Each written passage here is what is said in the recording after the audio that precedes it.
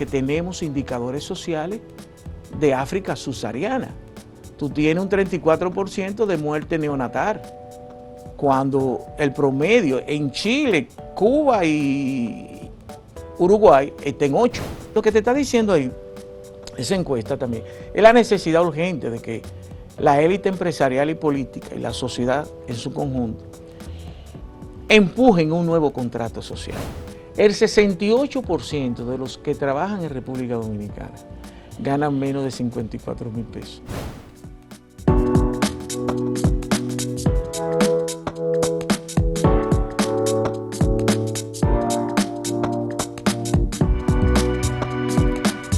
¿Qué tal, amigas y amigos? Ustedes sintonizan Acento TV y este es su espacio a partir de ahora. Bueno, hoy tenemos a un amigo habitual de este espacio, que era casi se caía de la mata, como dicen, que lo invitáramos un día de estos, porque es un seguidor de lo que ocurre en los asuntos de la política y la sociedad y estudia cada encuesta, cada informe, cada investigación. Y como hace unos días se publicó la encuesta Gallup RCC Media, era obligatorio que tuviéramos también la versión, la interpretación que hace el sociólogo, el profesor Cándido Mercedes. Bienvenido, profesor. Muy buenas, muy buenas. Yo quiero comenzar haciéndote llegar esto, dándote. Esto es muy bien. Un resumen que hizo Participación Ciudadana de 3,000 páginas a 20 páginas. Sí, del expediente Calamar. Bueno, de hecho, Calamar. Este documento lo colgamos también en la página de Acento. Déjame llevárselo físico para que lo guarde. Muy bien, muy bien. Es un documento para la historia. Esto es un congreso que en octubre del año atrás. Congreso Internacional Partidos Políticos, Democracia y Derechos Políticos. Pero fue un congreso República Dominicana, Costa Rica y México. Y ya lo convirtieron en libros, toda la ponencia. Muy bien, muy bien. Para que ustedes la tengan. Y esa gente están haciendo un excelente trabajo ahí. Pues vamos a estudiar esto y vamos a ver de aquí qué sale, porque exacto, creo que hay gente interesante ahí que nos puede entrevistar. Muy interesante. Bueno, profesor, vamos a ver, ya usted ha escrito algunas cosas, pero ¿cuáles, digamos, serían los principales hallazgos de esta encuesta Gallup RCC Media? Mira, como te dijo el hombre de los viernes. Saludos a Bernardo Matías. Exacto.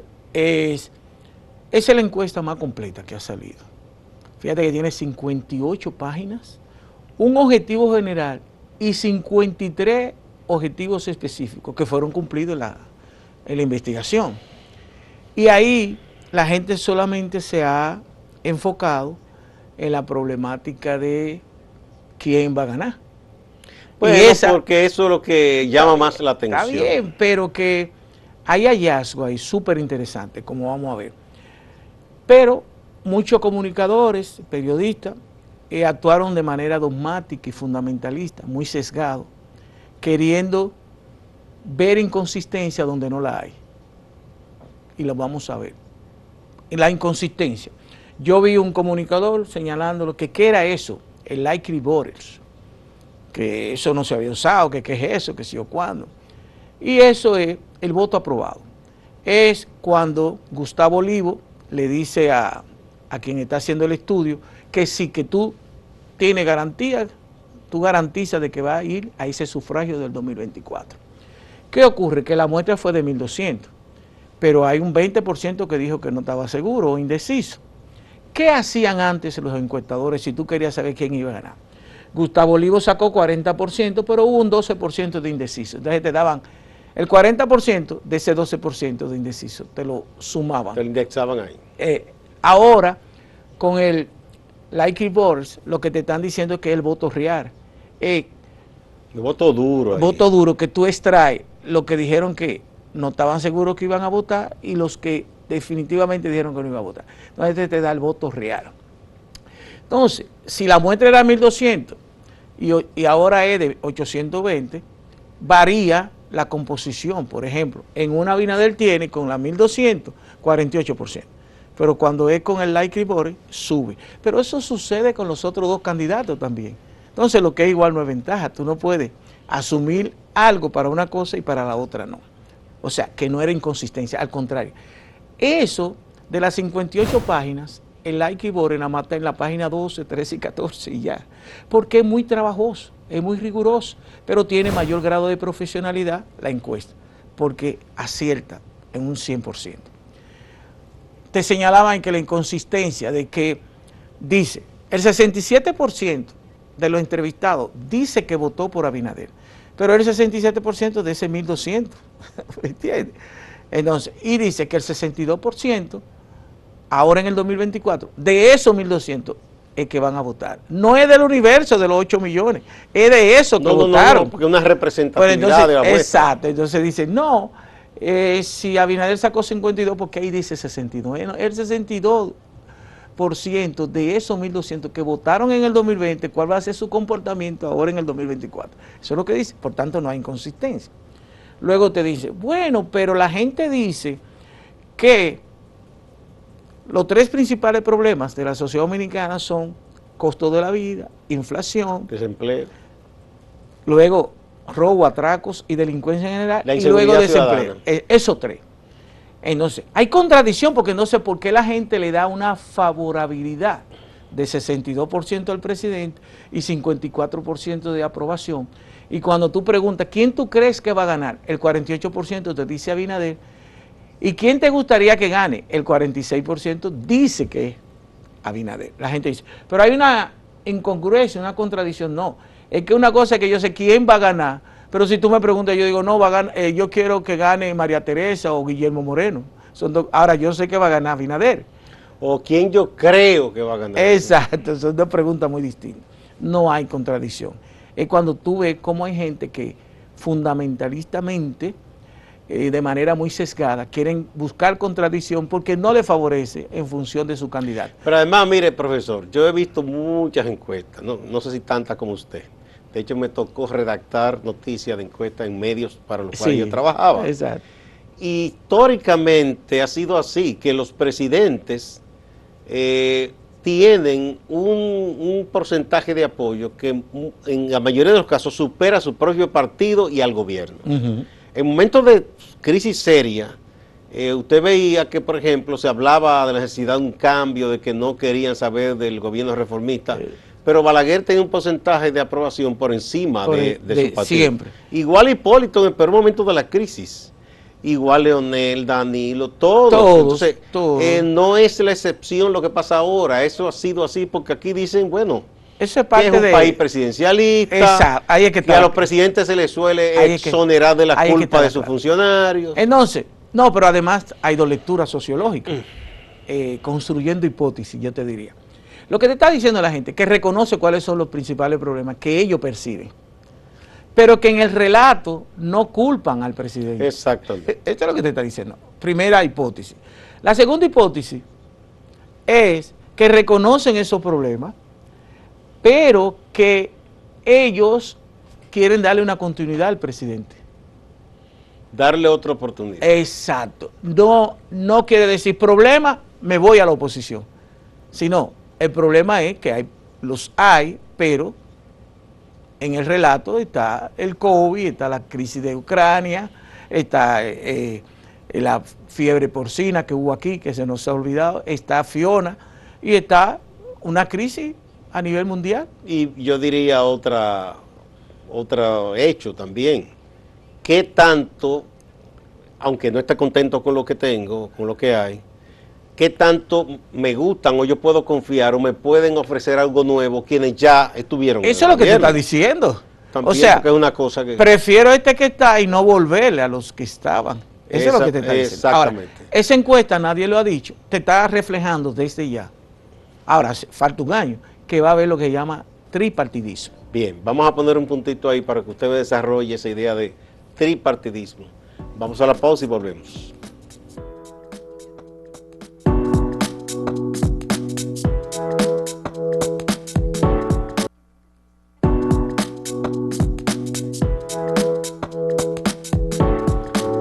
Profesor Cándido Mercedes, algunos de ustedes, los estudiosos de lo político y de los partidos, sitúan un largo periodo de tripartidismo. Muchos dicen que empezó en las elecciones de 1982, otros dicen que en 1986. 86. Y terminó, digamos, con en el 94. Derrumbe del Partido Reformista. Yo diría que fue después, porque en la del 2000 fue bastante pareja la cosa entre el PLD y los reformistas. Sí, sí, es verdad. Después de que ya el PLD absorbe prácticamente por completo al Partido Reformista, se volvió a un bipartidismo. Sí, porque en el 2000 Danilo y Balaguer sacaron cerca de 25%. De hecho, de partido a partido, el Partido Reformista quedó por encima, pero con los aliados, Danilo superó. 24.90 sacó Danilo. Superó a Balaguer. Exacto. Bueno, usted dice que ahora la encuesta nos proyecta un escenario de tripartidismo. ¿Por qué?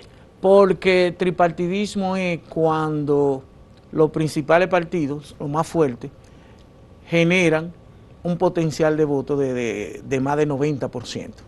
Entre los tres. Entre los tres.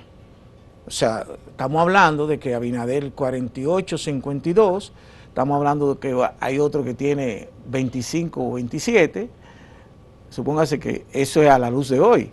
Y estamos hablando de uno de 15 a 18, y ya ahí estamos hablando ya de más de un 90% del electorado.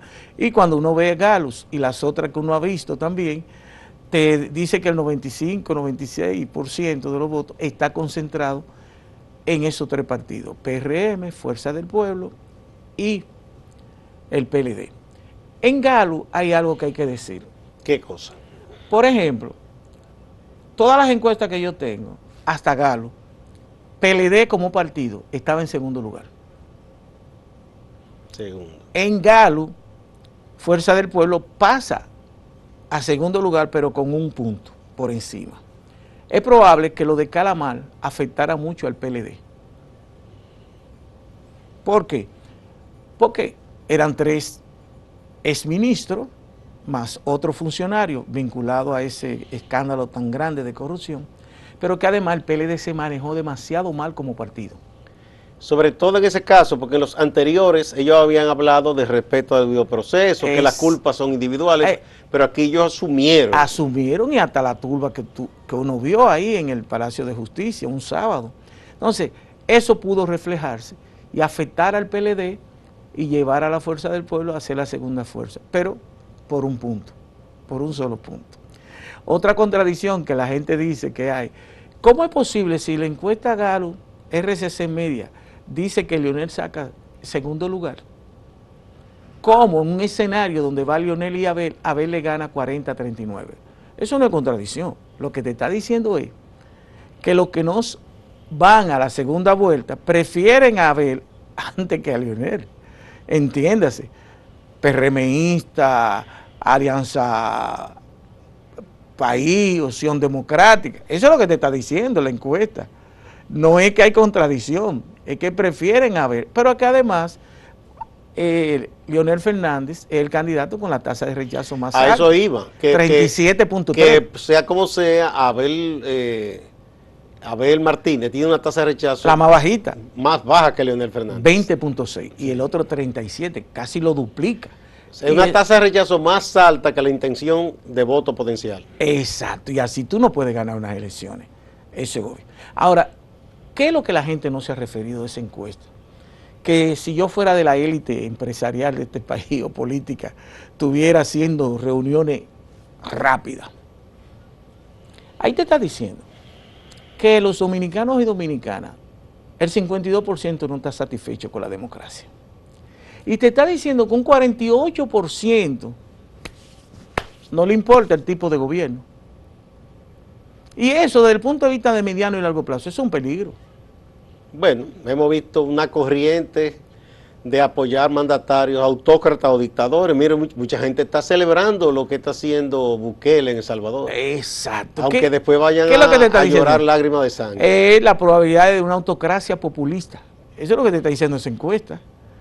Y que la democracia no está satisfaciendo los niveles que la gente requiere. Otros te dicen, no, hay un estancamiento de la democracia en un 30%. Solo un 42% dice que estamos progresando en términos de la democracia. Entonces, esas son lecturas que le permiten, si aquí hubiese lo que se llama centro de centro de pensamiento, que la burguesía nuestra debería tenerla, pero no lo tiene. Debe auspiciarlo. Auspiciarlo, porque tú tienes que pensar hacia dónde vamos, qué está diciendo la gente y cómo podemos rediseñar. Lo que te está diciendo ahí, esa encuesta también, es la necesidad urgente de que la élite empresarial y política y la sociedad en su conjunto empujen un nuevo contrato social. ¿Por qué? Porque no es posible que en el siglo XXI, República Dominicana, siendo la séptima economía más grande de América Latina y del Caribe, después de Brasil, México, Argentina, Colombia, Chile y Ecuador, vamos nosotros. Pero ¿qué ocurre? Que tenemos indicadores sociales de África subsahariana. Tú tienes un 34% de muerte neonatal, cuando el promedio en Chile, Cuba y Uruguay está en 8, y en América Latina promedio 17, nosotros estamos en 28, 32, 34. Infantil 28, y neonatal está en 34. Entonces esos son indicadores de atraso. Pero de un atraso social, institucional muy grande. Pero tenemos la tasa de Nini más alta de toda la región. Son jóvenes que no trabajan y no estudian. Son 560,000 jóvenes que ni estudian ni trabajan. ¿Y qué es eso, Cani? O el caldo del cultivo, el potencializador del factor social de la delincuencia. Es ese. Yo le digo a la gente, y ustedes que son periodistas, investigadores sagaces, vamos a hacer un estudio, vámonos a las cárceles de este país, vamos a entrevistar a todas las personas que están presos por atraco, asalto y robo. El 98,6% es joven. Esto es, entre 16 a 30 años, es joven. Cuando tú sigues buscando, te vas a encontrar que más de un 50% viene de familias rotas, disfuncional. Y luego te vas a encontrar que la mayoría no llegó a octavo de la primaria. ¿Qué tenemos que hacer para neutralizar esos factores sociales? O la élite trazar un camino para que ayudar a la familia con mayores valores, con mayores principios. Número uno, ayudar a la familia a desarrollar la educación, el capital humano.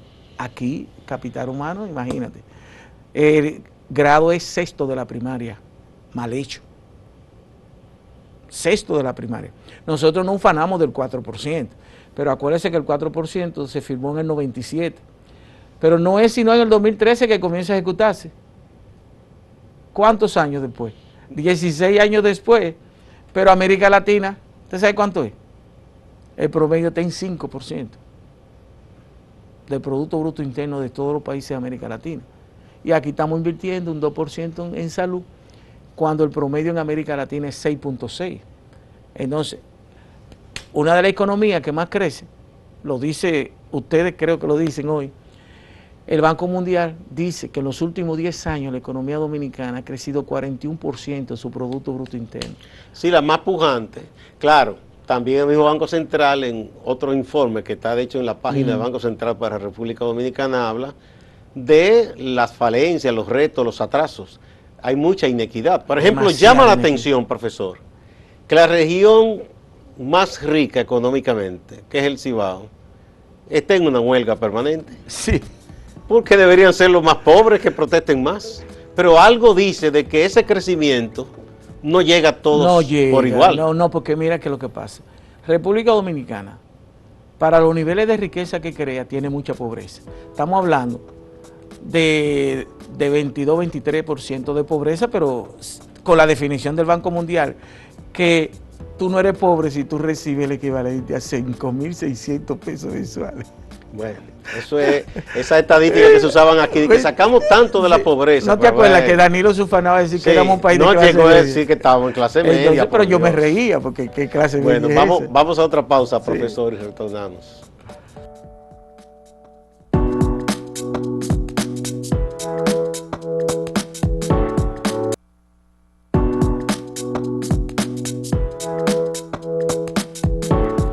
Continuamos con el profesor Cándido Mercedes. Muchas cosas que se pueden extraer del análisis, de la lectura de esta encuesta, profesor. Fíjate, ahí pocos han dicho, y eso es un estudio muy bueno, el 68% de los que trabajan en República Dominicana ganan menos de 54,000 pesos. El 68%. Y eso es una revolución que le digan a uno ahí, porque Participación Ciudadana hizo un estudio, pero fue en la administración pública nada más. Este es un estudio a partir de esa encuesta y te señala qué porcentaje gana menos de 4,000 pesos, que es altísimo lo que ganan menos de 4,000 pesos mensuales. ¿Qué porcentaje te ganan entre 5,000 y 10,000? Entre 15,000 y 25,000, hasta 54,000. ¿Y cuánto ganamos después de 54,000? Que menos de un 7%. Menos del 7%. Menos del 7%. Aquí, el 70% de la población dominicana es pobre y vulnerable. Vulnerable es aquel que no es pobre, que no gana más de 20,000, pero no es clase media. No sobrevive, o sea, vive. Si a ese le cae un aguacero de una semana, como ocurrió una vez en Puerto Plata, o se le enferma a alguien, se tiene que ir a una clínica, te puede bajar fácilmente a pobre. Sí, porque lo sacan de balance. Lo sacan de balance, ¿eh? Y tiene que coger mucho a crédito. Entonces, esa es la realidad social que te está haciendo esa encuesta. Y que yo insisto en la necesidad de que aprovechemos esta campaña electoral para hablar de los elementos estructurales que se requieren asumir para no seguir posponiendo. ¿Por qué? Porque nosotros somos una sociedad con el país en América Latina quizá con mayor estabilidad política desde el 1966. Y a partir del 1978 con alternabilidad política y más o menos cierta competitividad electoral, más o menos. Estabilidad social ha habido, porque este país, el dominicano es muy noble. El dominicano es muy noble, hay que decirlo. Pero somos uno de los países con los conflictos sociales pospuestos. Por eso se le llama que República Dominicana es una democracia defectuosa. ¿Por qué? Porque hay conflictos no resueltos. Por ejemplo, nosotros tenemos el 46% no tiene agua potable en su casa. Aquí hay zonas del Gran Santo Domingo que si un día la casa le manda agua a esos sectores que están por Sabana Perdida, no le llega porque se va a romper toda la tubería, porque ya esas tuberías están oxidadas. Y obstruidas. Aquí en el siglo XXI, yo voy y digo en Europa que alguien se murió en una letrina, para no seguir siendo tan gráfico, no me van a entender y me van a comprar todos los periódicos para ver qué es eso. Porque la letrina, eso es como algo prehistórico del siglo XIX. Aquí el 12% hace sus necesidades fisiológicas en letrina todavía. Y hay zonas del sur profundo que no tienen acueducto ni nada de eso. Aquí hay zonas, municipios y distritos municipales que no le llega agua potable por el sistema institucional de República Dominicana. Esto es en el siglo XXI, en su tercera década. Entonces tenemos que ponernos de acuerdo y hablar de qué, problemas estructurales. Mire, la experta que vino una experta hace como 15 o 20 años de Guatemala y dijo qué teníamos que hacer con el problema energético. Ella también lo hizo en Guatemala. Guatemala está exportando energía eléctrica. Nosotros deberíamos estar vendiéndole energía eléctrica a Haití. Nosotros pudiéramos vivir de no importar tanto petróleo, combustibles fósiles. ¿Por qué? Porque aquí tenemos sol desde las 6 de la mañana hasta las 6 de la tarde. Y sin embargo, los intereses, tal vez, o falta de visión de las élites de este país, nos llevan a que tenemos que importar más de $1,000 millones anuales en combustibles fósiles. Y todavía hay plantas eléctricas de ¿qué? De gasoil en el siglo XXI. Entonces, todo eso tenemos que adentrarnos en esta campaña electoral y no quedarnos, mire, acuérdate que lo digo, ¿cómo estamos hoy? 24 de abril, 58 años de la revolución, nos vamos a quedar en una campaña ríspida, cuasi tóxica y con lo meramente coyuntural. Y así los países no pueden avanzar cuando, como decía Giovanni Sartori, el principal problema es reconocer que el problema existe, no desconocerlo, porque eso agravan los problemas. Y es lo que ha ido pasando con República Dominicana en los últimos 30 años, que hemos ido posponiendo, hemos ido inoservando el marco institucional que nosotros mismos nos hemos dado y por lo tanto vivimos en esa profunda arritmia histórica de que nos hablaba Juan Bosch y no debemos decir ya, incluso la élite empresarial sabe que a mediano y largo plazo, aunque le ha dado éxito toda la riqueza que han podido producir, eso en los próximos 5 o 10 años no va a ser posible. ¿Usted piensa que el modelo, para llamarlo de alguna manera, de sociedad que hemos tenido, ya llegó a su tope? Para mí sí, ya llegó a su tope. Y la ciudadanía es distinta. A partir del 2017, esta sociedad cambió. Hay mayores niveles de conciencia y mayores niveles de exigencia. Y además no existían las redes. Hace 10 años existía, pero no con la virulencia del mundo de hoy, en el mundo entero. Donde a ustedes ahora se les hace más difícil ser periodista que antes, porque antes nada más eran ustedes que mandaban la noticia. Hoy es más complejo, pero ya todo el mundo puede ser periodista o puede mentir. No, periodista no, comunicador. Eso es, porque entonces, ahí está quien estudió y no estudió y todo el mundo. Y más complejo porque hay los fake news y entonces eso complejiza más el problema. Así es. Profesor, muchísimas gracias. Gracias por estas publicaciones que vamos a estudiar despacio. Y a ustedes también, amigas y amigos, no se vayan. Hay más siempre en Acento TV y Acento Portal.